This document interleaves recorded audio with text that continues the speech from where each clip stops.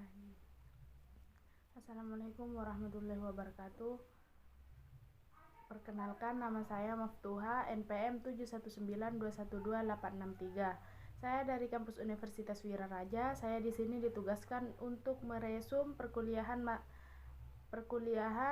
mata kuliah Manajemen Sumber Daya Manusia Lanjutan tentang konflik dan stres kerja. Konflik adalah suatu pertentangan yang terjadi antara apa yang diharapkan oleh seseorang terhadap dirinya, orang lain, organisasi dengan kenyataan apa yang diharapkan. Secara garis besar, konflik kerja yang terjadi terbagi atas dua jenis antara lain, yaitu substantif konflik dan yang kedua emosional konflik. Substantif konflik merupakan perselisihan yang berkaitan dengan tujuan kelompok, pengoleksian sumber daya dalam suatu organisasi, distribusi kebijaksanaan dan prosedur, dan pembagian jabatan pekerjaan. Sedangkan emosional konflik terjadi akibat adanya perasaan marah, tidak percaya, tidak simpatik, takut, dan penolakan, serta adanya pertentangan antar pribadi.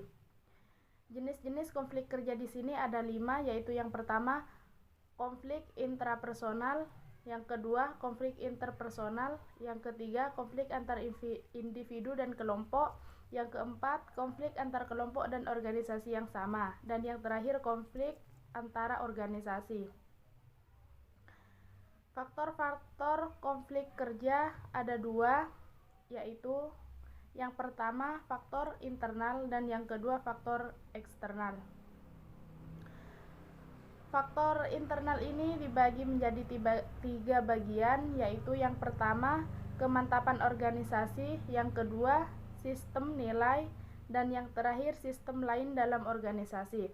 Sedangkan faktor eksternal ini dibagi menjadi 4 bagian. Yang pertama, keterbatasan sumber daya, yang kedua, kekaburan aturan atau norma di masyarakat, dan yang ketiga, derajat ketergantungan dengan pihak lain, dan yang terakhir, pola interaksi dengan pihak lain. Cara mengatasi konflik kerja. Yang pertama, hadapi konflik, yang kedua, pemecahan masalah, yang ketiga, tujuan tingkat tinggi, yang keempat, perluasan sumber, yang kelima, menghindari konflik, yang keenam, melicinkan konflik, yang ketujuh, meminta pemerintah dari yang berwenang, dan yang terakhir, mengubah variabel struktural. Stres kerja adalah kondisi ketegangan yang mempengaruhi emosi, proses pikiran, dan kondisi fisik seseorang. Apabila stres ini terlalu besar, maka dapat mengancam kemampuan seseorang dalam menghadapi lingkungan. Cara mengatasi stres kerja ada 2 pendekatan dalam manajemen stres, yaitu yang pertama pendekatan individual dan yang kedua pendekatan organisasional.